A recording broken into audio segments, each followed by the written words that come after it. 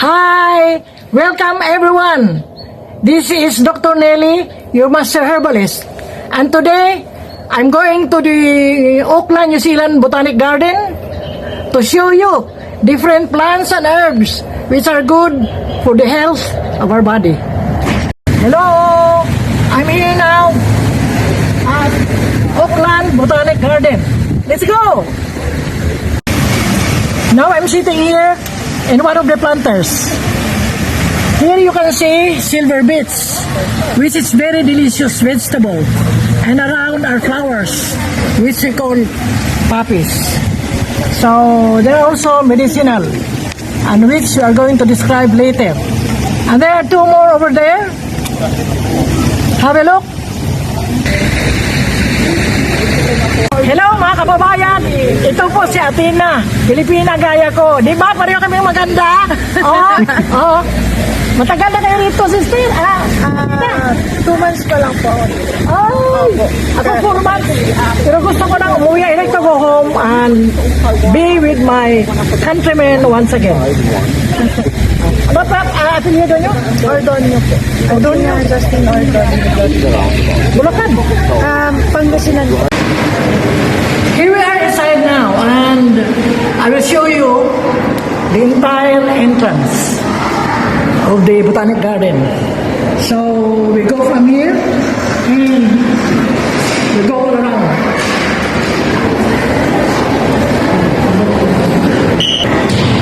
Here are various display of some books, jewelries,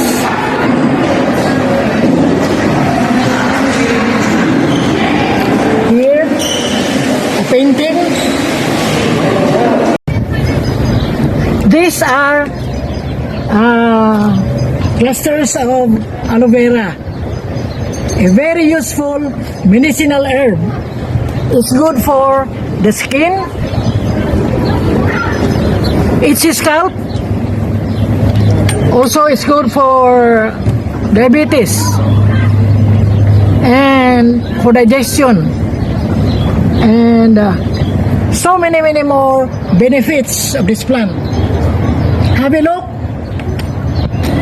You can plant this in the Philippines. It's abundant in tropical countries. This aloe vera. This is a row of a flower called lavender. This is very beneficial for our health. It's good for stress, depression, and anxiety. And it can regulate all mental symptoms. Have a look at this. It's also good for diabetes. Have a look. It's very abundant and grows only in cold countries.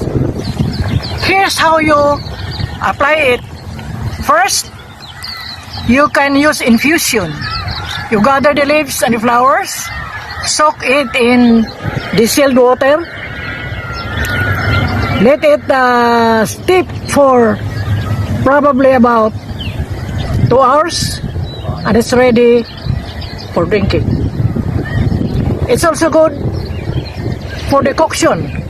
You boil the flowers and the leaves, let it stay for a week, and then it's ready for drinking. And it has also a beautiful aroma, which you can put beside your bedroom, beside your bed, and it can help your insomnia. You can have a better sleep with this lavender around you. Ulitin ko po sa Tagalog. Ang pangalan po nito ay lavender, na napakagaling po sa mga nervyos, anxiety, depression, and stress. So mga kaibigan, tinagalog ko na para mas maintindihan ng mga nakikinig. Here we are at the entrance of the garden. And papasok na po tayo mga kaibigan, at masaksihan ninyo there's so many various flowers and plants. These are all so beautiful flowers. And this one is a family of calendula, which is good for cancer, for the skin, also for digestion, and also as a decorative plant. You can plant this in your garden, but some of these do not grow in the Philippines. Some only grow in cold countries like New Zealand. What you can do from these flowers is use the process of maceration. You know what you'll do is macerate it to make a poultice. Poultice means a soft tissue from flowers, and apply it to the area where it's needed. It's only beautiful. It's also beautiful for the skin, like these violet flowers, and that's a rose plant, rose plant, which is good for as astringent on your face. And this is what we call foxglove.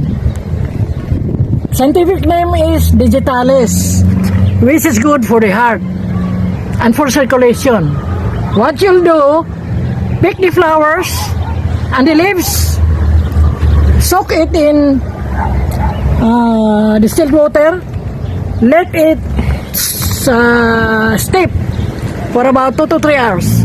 Let it cool, then you drink slowly, probably about 2 to 3 times a day, and use it continuously.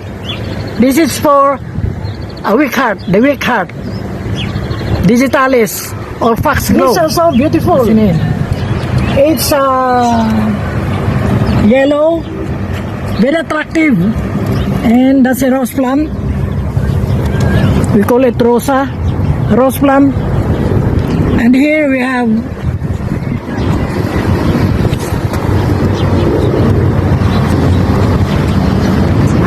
a purple flowers. So beautiful around. Look at these flowers. It's so beautiful. We must thank the Lord God who created this for us to be happy. Just looking at this, you will feel revived, invigorated, and refreshed. So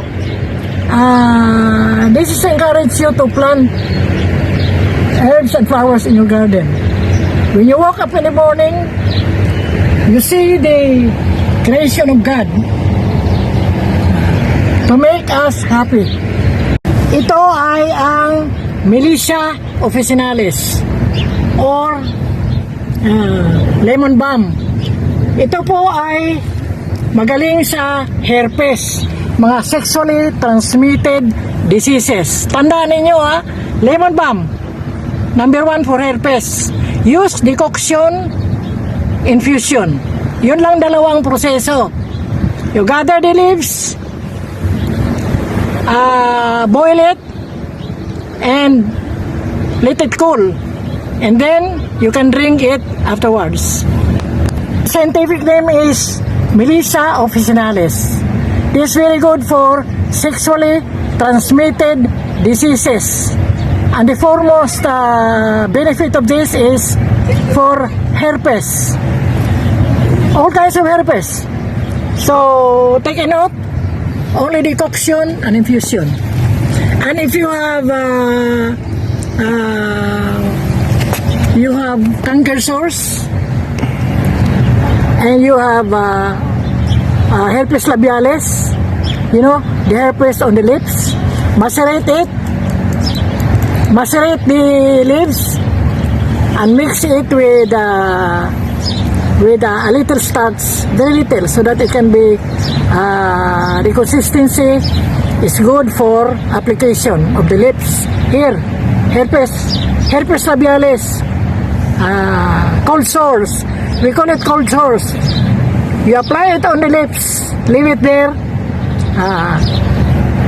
until afternoon, probably about 3 to 4 hours. Apply 3 times on the lips.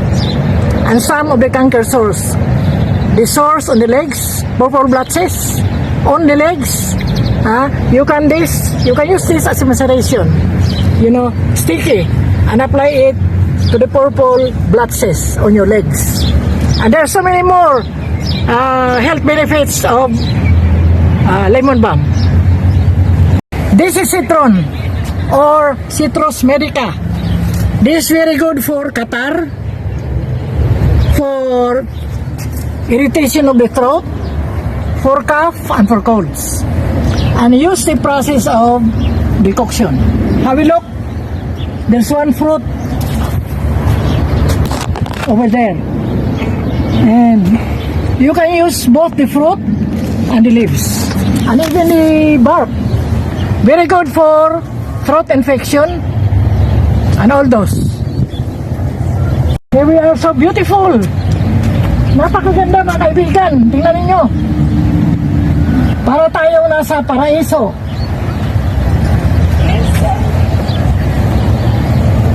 Fennel. Itong tanim na ito ay fennel. Ito, good for the digestion. Yun po ay luya. Ginger, good for nausea and vomiting. And this fennel grows abundantly in the Philippines. So you can plant this. This one is Hypericum perfolatum, which means Hypericum perforatum. Very good for fever, lagnat, ubo, sipon, pain, may sakit, masakit ang mga kamay mo, kaso-kasoan, legs and everything. Magaling tong Hypericum. This is very good for pain, fever, cough and cold. Look at this.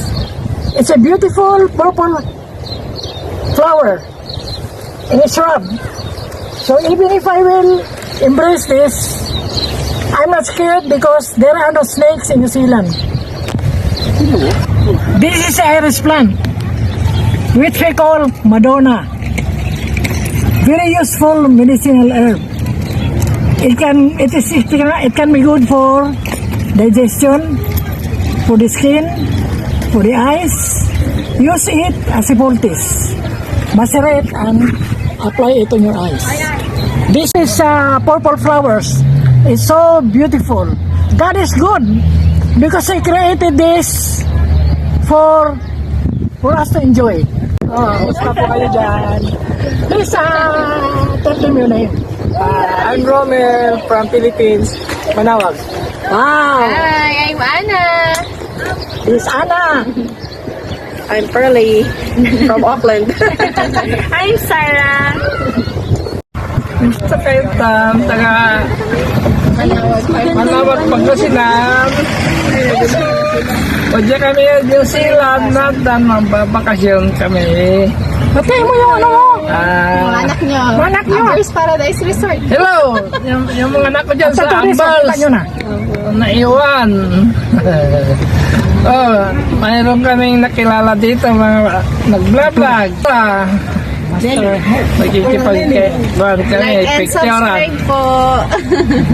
Kumusta kayo amin dito, Pangasinan, Jay Manawag. Ada kami dito nga, dito yung New Zealand, nagbakbakasyon.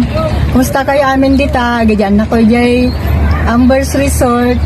Kumusta kayo amin dito, kadami ni Doktora. Masaya dito eh. Iron Rock Garden, and it's showering, and it's quite cold. Here is the map of Rock Garden. This is what you call lobelia. This is an herb which is good for respiratory diseases. Like if you have COPD, you have tuberculosis, you have emphysema, asthma, and everything. This is very good herb for most lung diseases. Now I know why this garden is called Rock Garden. Look at the giant stones over there. Look. How many rocks? That's why it's called Rock Garden. And over there is a bridge.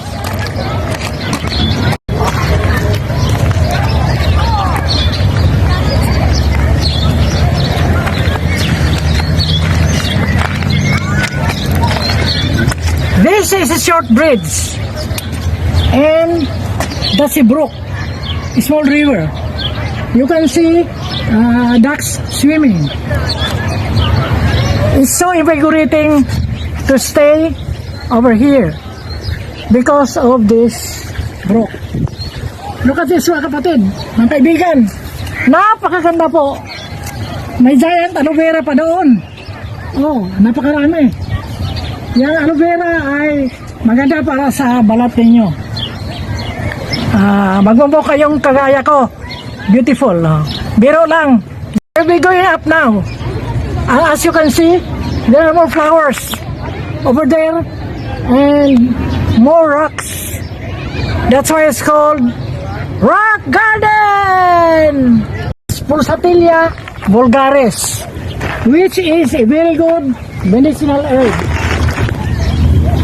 It's good for the nervous system, blood cleanser. Also, it's good for skin diseases. It aids in digestion and so many more. Akita po ako at para akong mountain climbing. Joke lang. Ito, maraming mga tanim po. I'm going over there to see more and more plants. What we call Artemisia. It's also a medicinal herb and it has so many medicinal uses. You can also use it in cooking to add to the flavor of your recipe. Napakaganda po ng bulaklak. Combination of pink and purple dots. Beautiful. Ako rito para i-identify yung tanim na ito para sa mga kapwa ko Pilipino. Ito po ang tinatawag natin pobreng kahoy. Pero hindi naman siya talagang pobre. Marami siyang sagkap para gamot.